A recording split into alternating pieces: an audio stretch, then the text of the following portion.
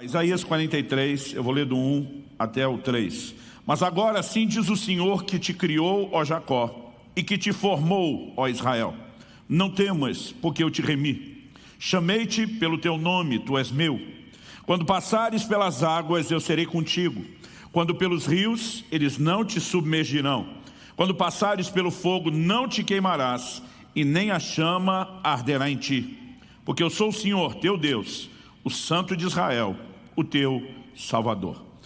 Meu Deus, declaramos nossa confiança e dependência no Senhor, na ação do Teu Espírito, para que a Tua Palavra não apenas proporcione informação, mas, ó Deus, que ela proporcione despertamento, que ela traga luz, entendimento, como diz a Tua própria Palavra, a Tua própria Escritura. Mas oramos que ela também desperte a fé, desperte-nos para, ó Deus, uma medida prática, uma resposta pragmática para aquilo que receberemos do Senhor. Nós oramos em nome de Jesus.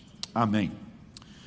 Bom, a palavra de Deus diz que o justo viverá da sua fé. Nós não apenas experimentamos a salvação, e quando falo de salvação, obviamente inclui em primeiro lugar toda a perspectiva eterna da obra que Cristo fez, mas nós também precisamos reconhecer que a fé, ela vai proporcionar impacto na forma como vivemos a nossa vida terrena. Eu sei que existe muitas vezes deturpações do Evangelho ou da sua aplicação que vão ganhando alguns contornos humanistas, antropocêntricos, e algo que eu costumo dizer é a declaração de Paulo em 1 Coríntios 15, 19, quando ele diz: se é só para essa vida que esperamos em Cristo, nós somos de todos os homens os mais dignos de lástima. Uma outra tradução diz, os mais infelizes. No entanto, quando Paulo diz, se é só para essa vida que esperamos, ele está dizendo que é errado não projetar a vida eterna. No entanto, ele não está dizendo que o Evangelho, que deveria ter como foco principal a característica no eterno, que ele não tem benefícios, por assim dizer, que ele não tem efeitos colaterais bons, obviamente, aqui na nossa vida terrena. Por exemplo, quando Paulo fala a respeito de piedade, ele começa dizendo, escrevendo a Timóteo, o exercício físico para pouco proveita, mas a piedade para tudo é proveitosa, porque tem a promessa dessa vida e da que há de vir. Quando ele está comparando, é como se fosse uma balança romana, os dois pratos, e diz, a piedade é bem mais proveitosa, tem bem mais peso. Mas ao dizer o exercício físico para pouco proveita, ele não está dizendo que não tem nenhum proveito. No entanto, eu durante muito tempo li esse versículo quase como se Paulo tivesse dito, não tem nenhum proveito. Ele diz, a piedade sim é proveitosa, porque além de te abençoar aqui na terra, ela vai garantir os seus resultados eternos. O exercício só te ajuda aqui na terra, mas tem proveito. Obviamente, nunca estará no patamar da piedade que diz respeito à vida eterna, mas ele tem proveito. E muitas vezes nós pensamos na fé e com medo de incorrer nesse desvio que muitos acabam cometendo, de usar a fé quase como se fosse um meio de solucionar apenas problemas terrenos, nós muitas vezes deixamos de reconhecer que apesar de focar na salvação eterna, a fé também tem efeitos colaterais nessa vida terrena. Nós podemos viver intervenções de Deus no meio de circunstâncias adversas, no meio de problemas que enfrentaremos, e na verdade precisamos entender que, de acordo com as Escrituras, as pessoas eram preparadas desde o início da sua conversão para lidar com essas questões. Estou falando isso porque nesse texto que nós lemos de Isaías, capítulo 43, quando Deus se revela no versículo 3, dizendo, eu sou o Senhor, teu Deus, o Santo de Israel, teu Salvador, a expressão Salvador para esse povo do Antigo Testamento não tinha esse conceito que eu e você temos hoje de salvação no sentido espiritual. Para eles, a palavra Salvador, ela significava simplesmente, um libertador, alguém que veio ajudar, alguém que veio socorrer, alguém que veio oferecer livramento.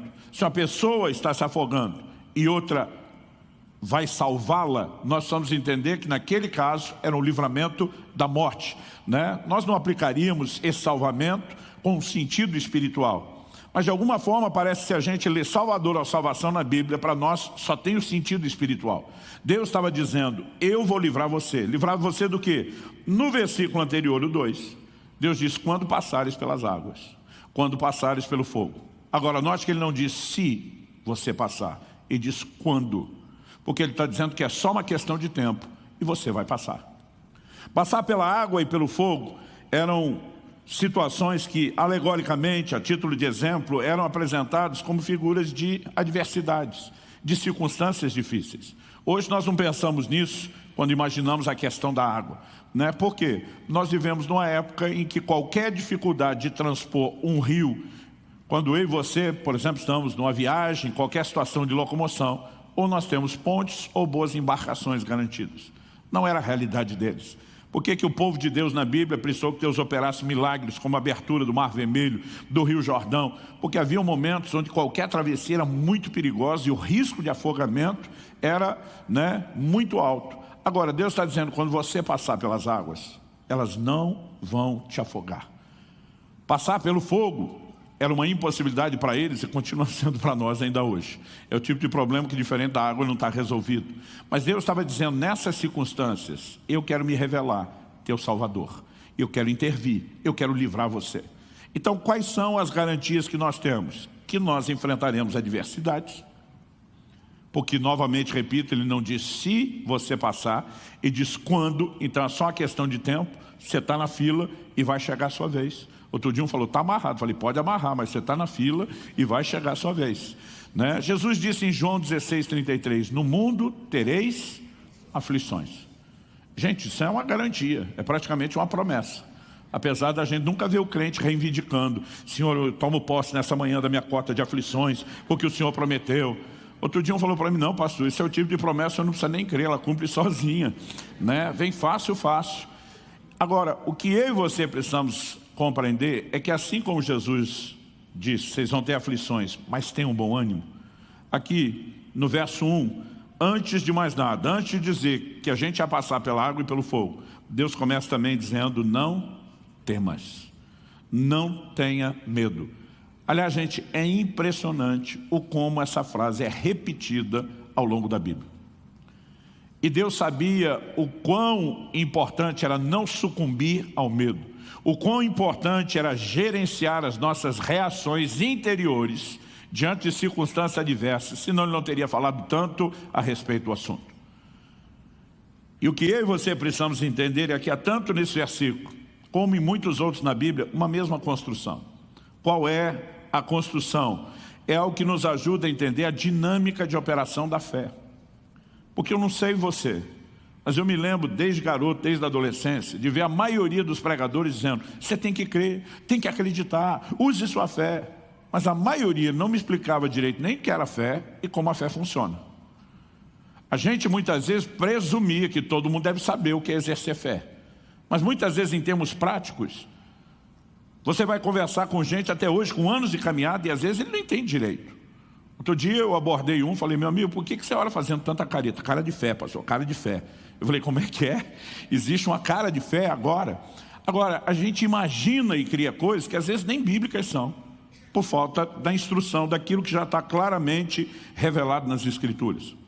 Então, o que eu quero compartilhar com você hoje, para mim é um dos princípios mais esclarecedores sobre o funcionamento da fé. Jesus disse, no mundo tereis aflições, mas tem de bom ânimo, eu venci o mundo. Outro dia um falou para mim, ele é Jesus, ele vai vencer o mundo, nós não. Eu falei, olha, mas o apóstolo João, diz lá em 1 de João, capítulo 5, verso 4, todo aquele que é nascido de Deus vence o mundo. E essa é a vitória que vence o mundo, a nossa fé. Então, não apenas Jesus pôde vencer, mas cada um de nós que nascemos de Deus, que fomos regenerados, que vivenciamos o novo nascimento, também podemos vencer o mundo. E o recurso para vencermos é o quê? A nossa fé. Agora, se Jesus usa a expressão que é para ter bom ânimo, e o mesmo João que registrou isso lá na frente, está dizendo que o que vence é a fé, não dá para desconectar a reação do ânimo com o funcionamento da fé. É aqui que eu quero começar chamando a sua atenção. Essa é a razão pela qual Deus, antes de dizer eu sou o seu Salvador, Ele diz as circunstâncias que Ele ia passar. Mas antes de dizer o que ia passar, prometendo salvar, Ele também diz, não tem necessidade de ter medo, porque quando passar, você não está sozinho ou abandonado. Eu estou com você. E não estarei presente apenas para fiscalizar. Estarei lá para oferecer ajuda. Quem está entendendo aí, diga amém. Então, basicamente, o que eu percebo ao olhar essas declarações bíblicas é que a fé, ela tem dois estágios bem distintos. O primeiro estágio da fé diz respeito ao que acontece dentro de nós, do lado de dentro. O segundo, que será inevitavelmente um desdobramento, um efeito colateral do primeiro, diz respeito ao que vai acontecer do lado de fora nas circunstâncias. A fé, ela não começa produzindo resultado do lado de fora nas circunstâncias, sem primeiro produzir resultado do lado de dentro, na maneira como nós lidamos, né, com as questões interiores. Então, para mim isso fica bem claro quando a ênfase de Deus começa aqui justamente no não temas. Daqui a pouco nós vamos perceber como isso é repetido, como isso é enfatizado ao longo das Escrituras. Eu me lembro, enfatizando ainda essa questão dos dois estágios da fé e que o primeiro é interior, eu me lembro quando garoto de ouvir meu pai várias vezes repetir um versículo bíblico que está lá em Provérbios 24:10, que diz, se te mostrares frouxo no dia da angústia, tua força será pequena. O texto está dizendo que uma reação interior, emocional errada, compromete a força na hora de enfrentar o problema. Mas basicamente a Bíblia não está falando meramente sobre a sua força. Eu diria que isso compromete inclusive a força que Deus poderia manifestar em meu e em seu favor. Porque é o que diz Isaías capítulo 30, versículo 15. Porque assim diz o Senhor Deus, o Santo de Israel, em vos converterdes e em sossegardes está a vossa salvação. Leia-se, livramento. E na tranquilidade, na confiança, a vossa força. Deus está dizendo, em sossegar, descanso interior, está o seu livramento. Na tranquilidade e na confiança, a sua força. Nós precisamos entender que antes da fé produzir qualquer resultado lá de fora, ela precisa se manifestar, trazendo força interior. Isso significa basicamente o quê? Nos colocando acima e não abaixo das circunstâncias.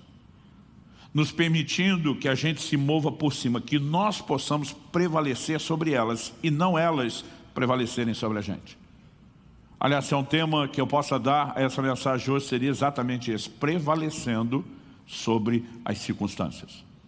Quando eu e você temos uma reação interior de nos curvar, de nos permitir ser abatido ou abalado pelas circunstâncias, então você pode ter certeza que elas tomaram a dianteira e estão vencendo. Mas quando Deus diz, quando você passar pelas águas, elas não vão te fazer mal, não vão te afogar. Deus está dizendo, você pode enfrentar circunstâncias difíceis sem que elas te destruam. Quando Ele diz, quando você passar pelo fogo, Ele não vai te queimar. Ele está de novo dizendo, você pode passar por circunstâncias difíceis que não firam você. Em outras palavras, você pode ser preservado. As circunstâncias não precisam trazer nenhum dano para você.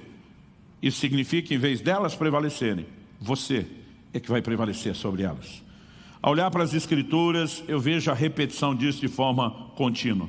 No Evangelho de Marcos, no capítulo 5, a Bíblia nos fala a respeito de um homem, chefe da sinagoga, chamado Jairo, que vai até Jesus pedir ajuda para que Jesus possa curar sua filha enferma. Versículo 35 de Marcos 5 diz assim, falava ele ainda, quando chegaram alguns da casa do chefe da sinagoga, a quem disseram, tua filha já morreu, por que ainda incomodas o mestre? O verso 36 diz, mas Jesus, sem acudir a tais palavras. Existem algumas coisas que não precisam ganhar a moral que muitas vezes damos para elas. E quando você olha para a Bíblia, normalmente você vai encontrar um Deus que não dá moral para problema. A Bíblia diz que Jesus, sem acudir a tais palavras, quais? A notícia que deram. de que a moça enferma, que já estava precisando de ajuda, agora morreu. O texto diz, Jesus, sem acudir a tais palavras, disse ao chefe da sinagoga, não temas, crê somente. Eu tenho dito isso repetidas vezes ao longo da minha vida. Onde a fé entra, o medo tem que sair. Mas a verdade é que onde o medo entra, normalmente a fé está saindo.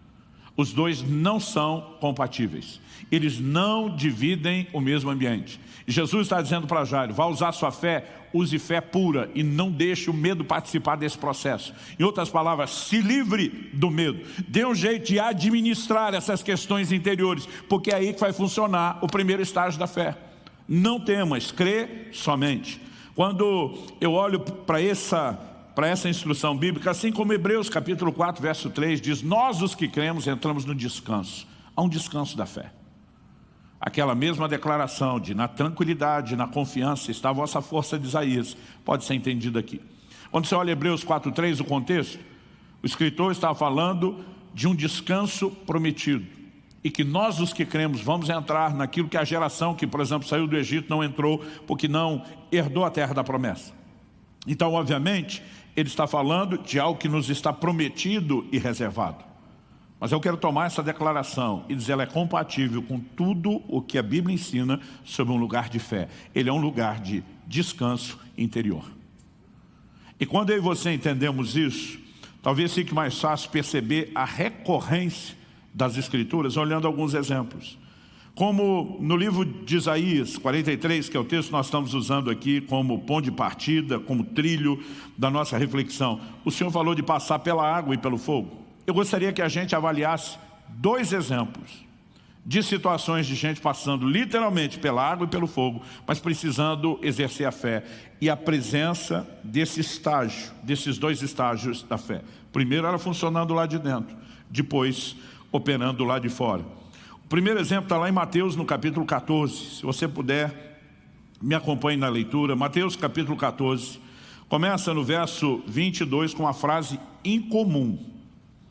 Não é algo corriqueiro nos evangelhos, nem no relato do comportamento dos discípulos de Jesus, ou da forma de Jesus agir. O verso 22 diz assim, logo a seguir, compeliu Jesus, os discípulos, a embarcar e passar adiante dele para o outro lado, enquanto ele despedia as multidões.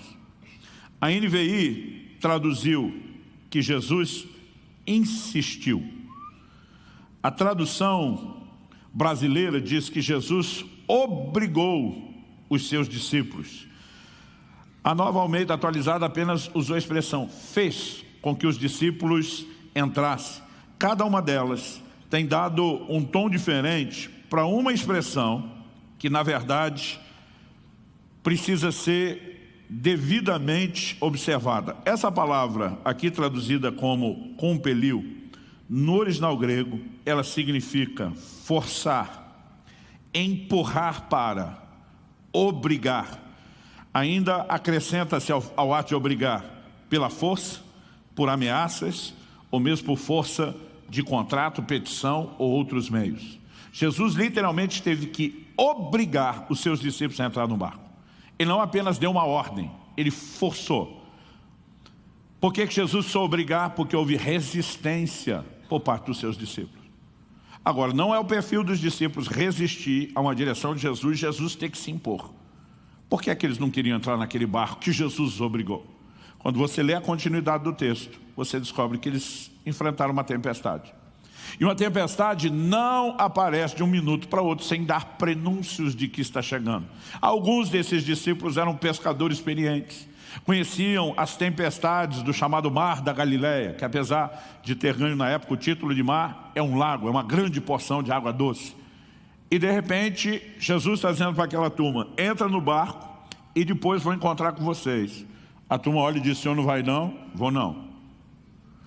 O verso 23 diz assim, despedidas as multidões, subiu ao monte a fim de orar sozinho. Ou seja, Jesus bota os discípulos no barco e diz, mas eu não vou com vocês, estou indo orar. A turma olha aquela tempestade, diz, senhor não vai não? Não. Imagina alguns se olhando, tipo, é agora que ele se livra de nós. E eles não queriam, Jesus teve que obrigá-los. Agora, o texto diz assim, em caindo a tarde, lá estava ele só, para orar. Ou seja, a hora começou a anoitecer, Jesus já tinha botado os discípulos no barco, eles já tinham saído, eles já tinham subido ao monte. Nós não sabemos quanto tempo antes do anoitecer eles saíram, mas essa informação é importante. Entretanto, verso 24, o barco já estava longe, a muitos estádios da terra, açoitado pelas ondas, porque o vento era contrário. E o verso 25 diz, na quarta vigília da noite, foi Jesus ter com eles andando por sobre o mar. O que significa na quarta vigília da noite? A noite era dividida em 4 vigílias. Cada uma delas durava 3 horas. O período da noite de 12 horas. Tinha 4 vigílias de 3 horas. A primeira, mais ou menos entre 6 horas, que era quando escurecia, até as 9 da noite.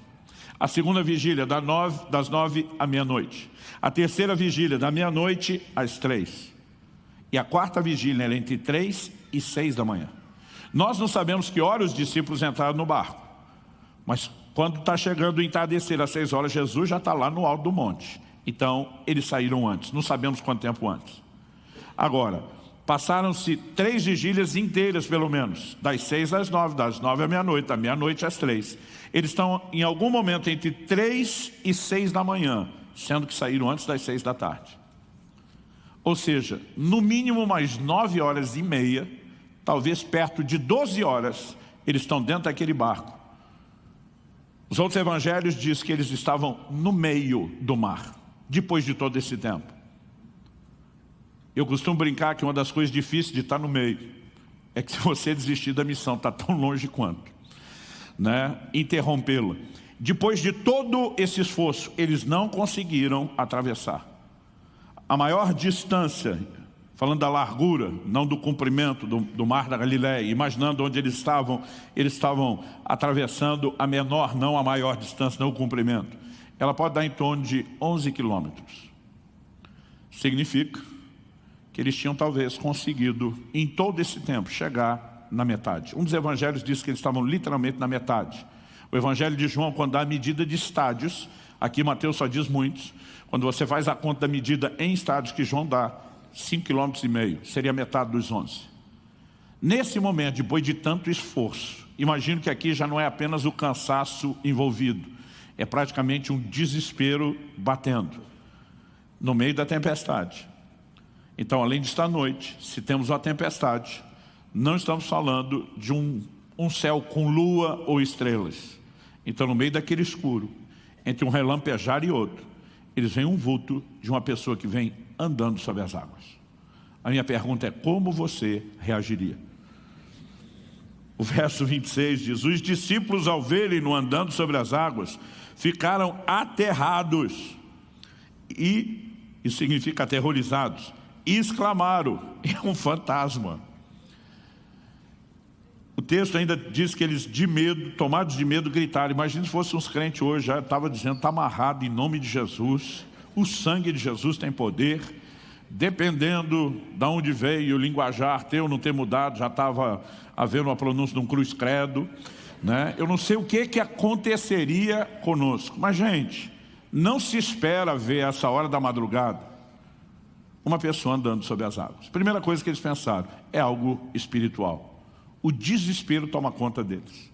E o versículo 27 diz, mas Jesus imediatamente lhes disse.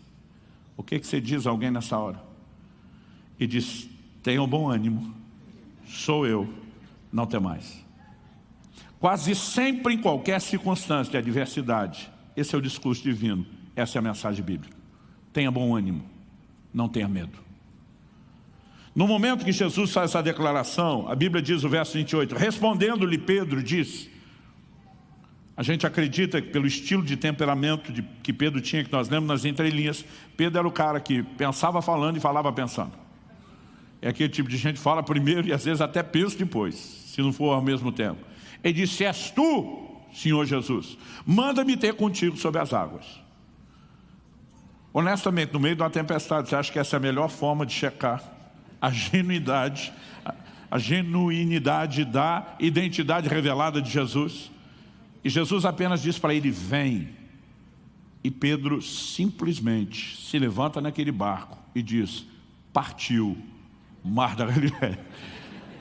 Eu fico imaginando, porque todo mundo fala mal do Pedro, gente. Mas o Pedro foi o mais doido e o mais arrojado de todos esses.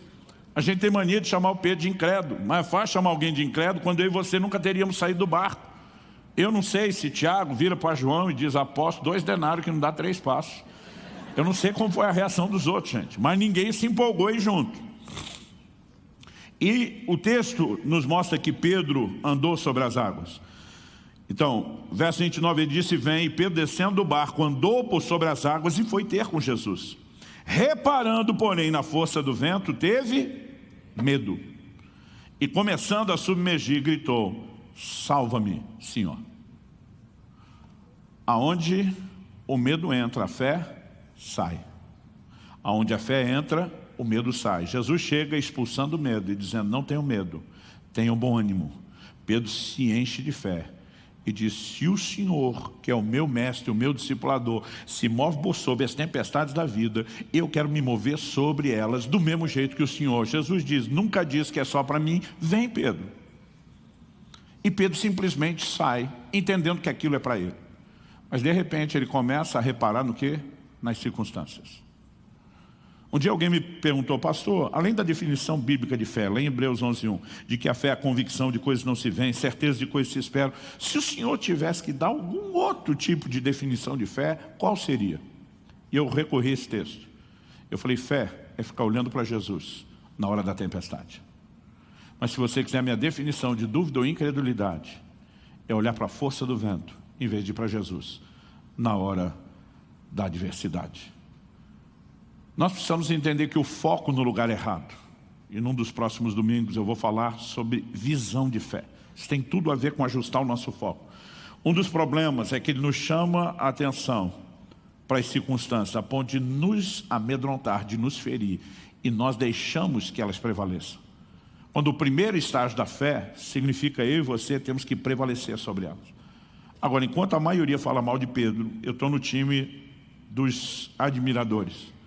Quando Pedro começou a submergir, a Bíblia não diz que ele levou um caldo, que ele sumiu de uma hora para outra dentro d'água, né? Pedro sabia nadar, gente. O Evangelho de João diz que quando Jesus aparece na praia, ressuscitado, Pedro pula na água e vai nadando ao encontro do Senhor. Mas Pedro se recusou a voltar nadando para o barco. Ele falou: eu não vou abortar o sobrenatural. Eu não vou perder aquilo que eu comecei a experimentar. E nessa hora ele fez a oração mais rápido que um crente pode fazer na vida. Daquelas que nem dá tempo de enfeitar Deus, de Abraão, Isaac e Jacó. Ele só diz: socorro, salva-me, Senhor. E a Bíblia diz: Jesus estendeu a mão, tomou pela mão. E o que mais o texto diz? Verso 31, prontamente Jesus estendendo a mão tomou e lhe disse: homem de pequena fé, por que duvidaste? Reparar na força do vento, permitir ter medo, é definido por Jesus como dúvida. Mas o verso 32 diz: subindo ambos para o barco. Isso significa que Pedro andou sobre as águas 2 vezes, a ida e a volta. Na hora que estava para afundar, ele grita por socorro, o Senhor pega pela mão. Em vez de abortar, ele retoma o processo. E a Bíblia diz que ambos vão juntos para o barco. Eu acho fantástica essa segunda parte. E no momento que entraram no barco, diz o verso 32, subindo ambos para o barco, cessou o vento. Outro dia eu estava lendo isso e falei: Jesus, o Senhor podia ter ajudado Pedro. Pedro teve medo do que, gente? Do vento. A hora que Jesus pisa no barco, está tudo resolvido lá de fora. Falei: se o Senhor resolvesse isso antes, Pedro nem tinha experimentado o medo. Mas a verdade é que a fé nunca começa mudando as circunstâncias. Ela começa operando do lado de dentro. É só depois que você vence os seus temores que a fé vai abrir o segundo estágio e funcionar do lado de fora. Pedro teve que lidar com medo quando andou, teve que lidar com medo que iria abortar o sobrenatural, mas quando resolveu aquilo, o Senhor simplesmente diz: agora vamos para o próximo estágio da fé. A adversidade simplesmente cessou. Quem está entendendo, diga amém. Daniel capítulo 3 nos fala dos 3 amigos de Daniel: Ananias, Misael e Azarias. Eu gosto sempre de chamá-los pelos seus nomes originais, apesar da maioria de nós conhecê-los pela maneira como o rei Nabucodonosor os rotulou depois: Sadraque, Mesaque e Abdinego. A Bíblia diz que quando o rei ameaçou jogá-los na fornalha de fogo ardente, o posicionamento deles foi de ficar com a palavra de Deus. Gente, a fé sempre escolhe a palavra, sempre põe a palavra em primeiro lugar, sempre trata a palavra de Deus como a maior autoridade a ser obedecida, a ser respeitada, como a voz acima de qualquer outra. E eles sabiam que um dos mandamentos que Deus, por meio de Moisés, seu servo, tinha dado é: não farás para ti imagem de escultura, não te prostrarás diante dela, nem as adorarás. E quando o rei baixa um decreto mandando eles se prostrarem, eles olham para o rei e dizem: não vai rolar, nós não vamos desobedecer a Deus. Ele ameaça dizendo: eu vou lançar vocês na fornalha de fogo ardente. Ele diz: pode lançar. Nossa obediência a Deus não está condicionada a algum tipo de bônus, de atrativo para nós. Custe o que custar, nós vamos obedecê-lo. Mas não fale você que ele não pode nos livrar. Naquele momento, eles simplesmente abrem um leque de fé. Deus pode inclusive nos livrar da tua mão, pode nos livrar da fornalha. O que é que aconteceu? Você conhece a história. Mas eu amo o resumo de Hebreus capítulo 11, verso 34. Que diz que alguns pela fé apagaram a força do fogo. Se você olhar para o que aconteceu, eles não apagaram o fogo. A fornalha continua acesa. Mas eles apagaram a força do fogo, porque o fogo não podia queimá-los. Particularmente eu entendo que foi exatamente isso que Deus falou. Quando passares pelo fogo, ele não te queimará, a chama não arderá em você. O primeiro estágio da fé é fazer com que o fogo perca o seu efeito. Depois, ou você vai apagá-lo, ou vai sair da fornalha. E o que significa isso? Significa que eu e você não nos curvamos diante dos temores que normalmente as circunstâncias nos proporcionam. Eu lembro de uma ocasião que eu fui visitar um irmão da igreja, logo no meu primeiro ou segundo ano pastorado. Ele ainda era muito novo na caminhada. Eu lembro de um dia que passei uma visita rápida, eu estava inclusive no negócio dele, não era nem na casa. Falei: e aí, meu amigo, passei para ver como é que está a fé. A resposta dele, sem nem pensar, foi: que fé? Eu falei: como é que é? Aí ele viu o jeito que ele tinha falado. Não, é que o senhor sabe, tem fé para circunstâncias, tem fé para salvação. Mas a resposta dele é de quem estava desanimadíssimo. Eu falei: agora que você fez distinção entre um e outro, eu quero saber das duas. Aí ele falou: pastor, honestamente, não vou ficar tapando o sol com a peneira, não. Ele falou: fé para circunstâncias está ruim. Até quando eu vejo a luz no fim do túnel, eu acho que é o trem que entrou para me pegar. Eu falei: e a fé para a salvação? Ele falou: essa está um pouquinho pior. Estou tentando acreditar na doutrina da repescagem, para subir em segunda chamada. Porque a primeira, com certeza, eu já não vou. Gente, eu saí daquele lugar precisando de oração. Tem gente que além de desanimado, se torna desanimador. Porque se a fé vem por ouvir, nós falamos semana passada que a dúvida também vem, dependendo de quem você der ouvidos. Mas eu lembro que num curto espaço de tempo eu encontrei outro irmão da igreja, estava enfrentando a dificuldade, mas um perrengue daqueles de alto nível. E quando eu encontrei ele, falei: e aí, meu querido, tudo bem? Você já percebeu que às vezes a gente pergunta tudo bem só por hábito, você nem quer ouvir a resposta. Ou não está esperando que a pessoa vai responder. Ele: glória a Deus, pastor, tudo bem. E está tão empolgado, falei: aquela situação resolveu? Ainda não, mas é só uma questão de tempo. Aquele problema está com os dias contados. E você via a linguagem daquele cara. Ele estava na fornalha, mas ele já tinha apagado a força do fogo. Alguma coisa tinha sido resolvida do lado de dentro. O primeiro estágio da fé estava funcionando. E eu sabia, eu fiquei esperando, que não demorou para acontecer. O segundo estágio funcionou depois, mudando as circunstâncias. Sabe, algo que eu e você precisamos de fato entender e compreender é que a fé ela se firma na palavra de Deus. Então muitas vezes nós vamos estar diante de circunstâncias que não combinam com aquilo que Deus está falando. Sabe, não estou dizendo que nenhum de nós nunca vai aceitar uma situação de morte. Mas quando um Jairo ouve Jesus dizendo: não tenha medo da notícia que te trouxeram, crê somente, você estava aqui esperando minha ajuda, esperando que eu fosse até lá. É como se Jesus dissesse: a circunstância pode ter mudado, eu não mudei, minha disposição de te ajudar não mudou, minha promessa de intervir está de pé, será sustentada. É numa hora como essa que eu e você precisamos ter que escolher quem é que nós vamos ouvir. Eu contei há pouco tempo aqui o testemunho do parto do Israel. Eu não estou dizendo, gente, que nós não vamos ter que lidar com algumas situações de perda. Eu sou filho do meio de 3 homens, mas minha mãe teve uma 4ª filha, que era para ser a caçula, viveu 2 dias e morreu. E nós tivemos que lidar com essa situação.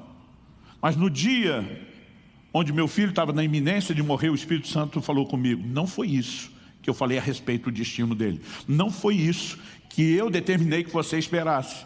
E ele começou a me fazer lembrar de cada promessa que tinha dado, de como ele me chamou para um tempo de jejum e oração. E são em momentos como esse, onde você claramente tem uma palavra, ou uma porção da Escritura, ou uma palavra muito pessoal que Deus te dirige, que você tem que fazer uma escolha. Alguns anos atrás, bondade, né? Meu filho está com 24 anos, tinha menos de um ano. Então, há um bom tempo atrás, eu tive que fazer uma viagem. E eu não tinha dinheiro. Eu falei, Kelly, nós não temos dinheiro para chegar. Nós vamos conseguir chegar com o tanque cheio, abastecido, mas não tem dinheiro para o pedágio.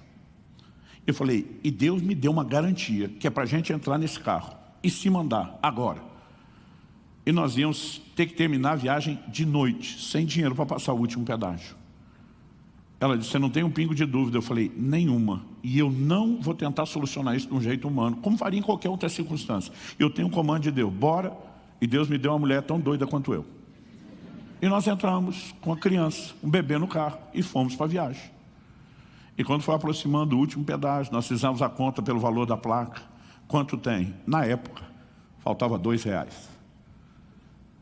Eu falei, amor, certeza não tem dinheiro perdido no carro? Às vezes tem algo que nós esquecemos, aí ela revirou tudo, nada.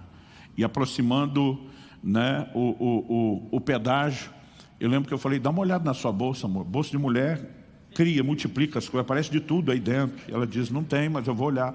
Olhou, nada. Ela falou, e aí? Eu falei, e aí que sem o dinheiro a gente não passa, mas na estrada a gente não fica. Eu sei o que Deus falou comigo. Nós vamos chegar, eu falei, eu não posso parar no guichê, mas nós vamos chegar o mais perto possível e ver o que é que Deus vai fazer. Quando a gente estava chegando perto do pedágio, já menos de 1 quilômetro, uma chuva forte, forte, forte. Muitos carros já começaram a encostar, ligar o pisca-alerta. Eu falei, vou avançar um pouquinho, mas de repente, não sei se começou a cair o granizo depois, ou ele estava depois.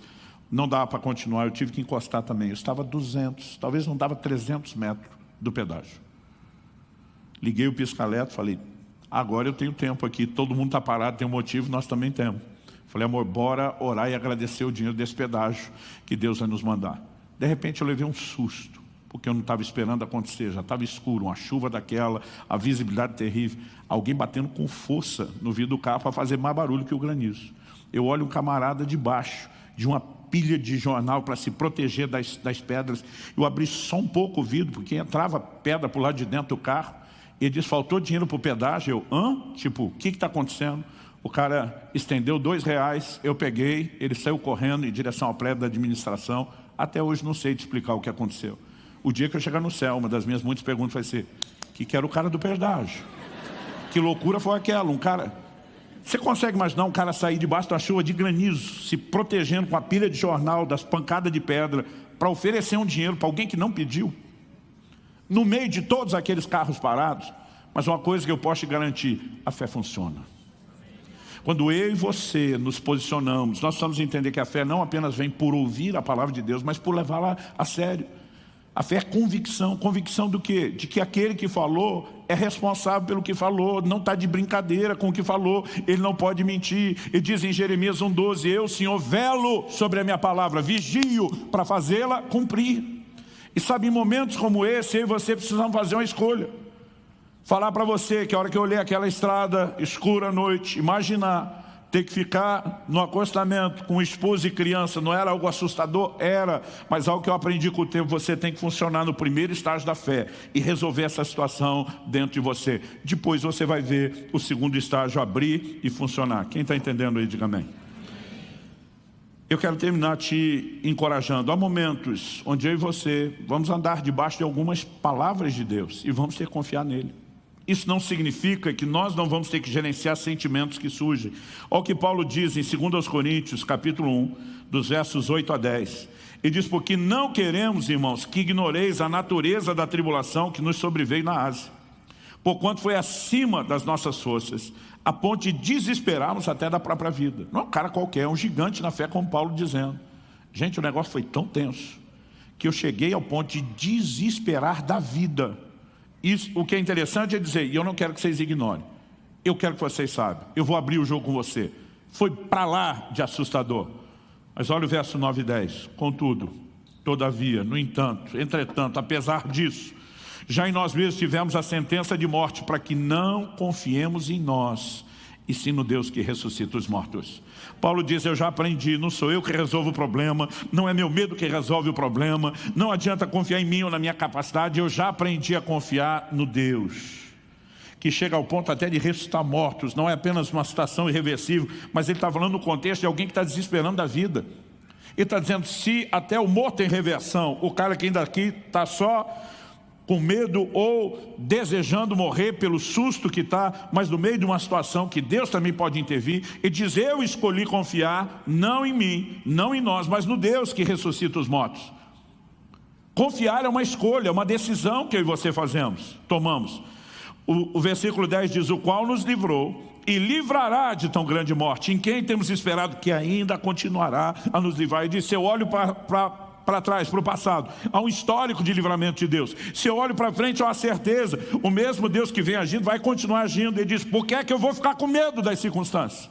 Ele diz, eu escolho colocar os meus olhos e a minha atenção em outro lugar. Quem está entendendo, diga amém.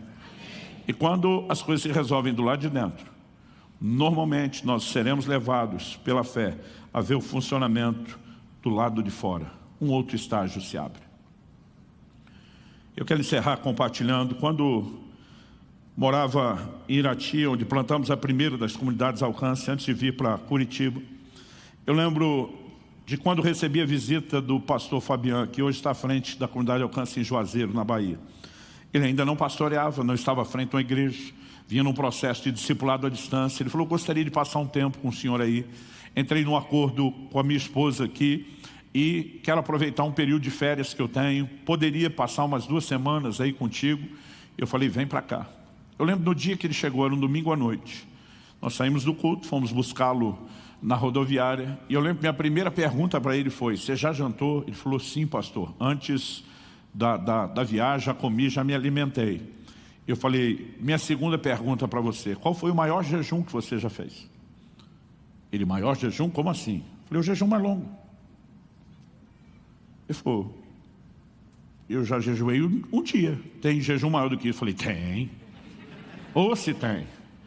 Eu falei, já que você veio para querer aprender, ser treinado, você já vai entrar no modo hard. A partir de amanhã, você entra comigo em 3 dias de jejum. Que bom que você já comeu hoje. O que eu não falei para ele é que eu não tinha comida para dar para ele em casa. O camarada veio se hospedar numa casa que não tinha comida. E o negócio estava tão tenso, gente, que realmente não tinha comida. Eu falei para Kelly, eu vou jejuar, porque meu maior desafio não é a comida. É uma conta que depois do 3º dia de jejum eu tenho que pagar. Era uma conta do ministério. Nós tínhamos na época uma revista que a gente bancava a impressão, bancava o correio, mandava estudo de graça para as pessoas e dependia de milagre para pagar. E eu estava diante de um desafio. E eu falei para Kelly, eu vou jejuar. Você aproveita a hora do almoço, visita os irmãos, talvez alguns da nossa equipe, dá de comer para as crianças, nem que seja uma vez por dia, vocês, eu vou para o jejum. E o Fabiano não está sabendo de nada, mas no 3º dia em casa, que ele já estava mais à vontade, eu acho que ele começou a fazer planos para quebrar o jejum. E eu lembro do momento que ele foi e abriu a geladeira. Quando ele abriu, eu lembro até hoje do grito, com o sotaque peculiar do Fabiano. Pastor, essa geladeira está virada num coco. Eu falei, o quê? Num coco. Falei, o coco entendi, não entendi a analogia. Só tem água dentro. Branco e água, é um coco. Eu falei, qual é o problema? Ele falou, o que é que nós vamos comer na hora que terminar o jejum? Já estava planejando o encerramento. Falei, amigo, daqui a pouco nós pegamos a estrada para Curitiba, eu vou pregar num culto. Queira Deus que eles nos dê comida lá, né? Para a gente não ir para o 4º dia de jejum. Mas ele, ainda inquieto, deu uma olhada, abriu uma porta, um armário do outro, falou, pastor, parece que está meio sem comida aqui. Falei, aham. Esse é um dos motivos que nós estamos jejuando, filho. Nós não temos nem como quebrar o jejum se Deus não fizer um milagre. Aí ele, meu Deus. Eu falei, cara, mas tudo que você me ouve contar à distância, você vai poder viver junto comigo, você é uma testemunha em loco. Eu estou tão feliz que você está aqui. Aí nós viemos, pregamos na igreja. Eu lembro que no final ele falou, pastor, pelo amor de Deus, qual o valor da conta você vai pagar amanhã? Eu falei, 5.000 e tantos reais. Era 5.000 uns quebradinhos. Aí ele falou assim, me deixa contar o que vendeu de livro? Eu falei, você que está com o envelope aí, fica à vontade. Aí ele contou, ele disse, Senhor da glória. Falei, o que foi? Ele falou, é muito pouco. Te deram alguma oferta? Falei, alguém me deu esse envelope, dá uma olhada aqui. Somando a venda do envelope, tinha R$580, alguma coisa assim. Ele disse, pastor do céu, nós malemar batemos 10% da meta.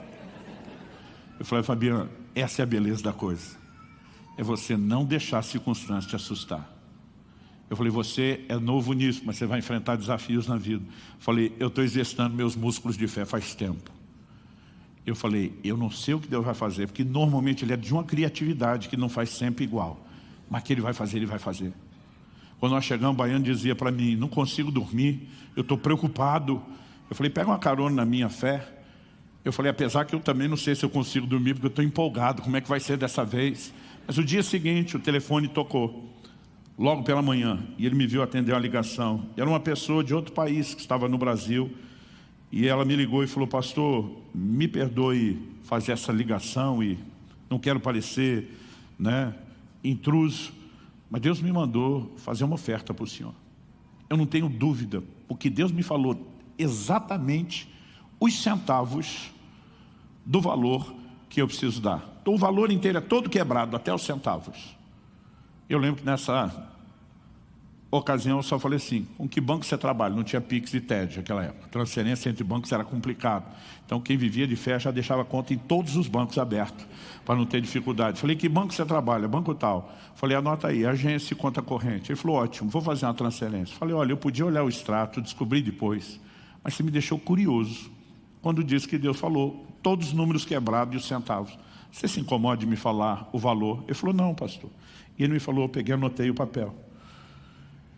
Quando desligou o telefone, chamei o Fabiano, falei, baiano, vem cá, está vendo esse número aqui? Alguém disse que vai fazer uma transferência agora. Falei, soma com o valor de ontem. Ele pegou e somou. Falei, agora pega esse boleto e vê. Eram exatamente os centavos, o valor exato em cada número, quebradinho até os centavos do boleto que a gente tinha que pagar. O baiano falou, pastor, ainda estamos sem comida.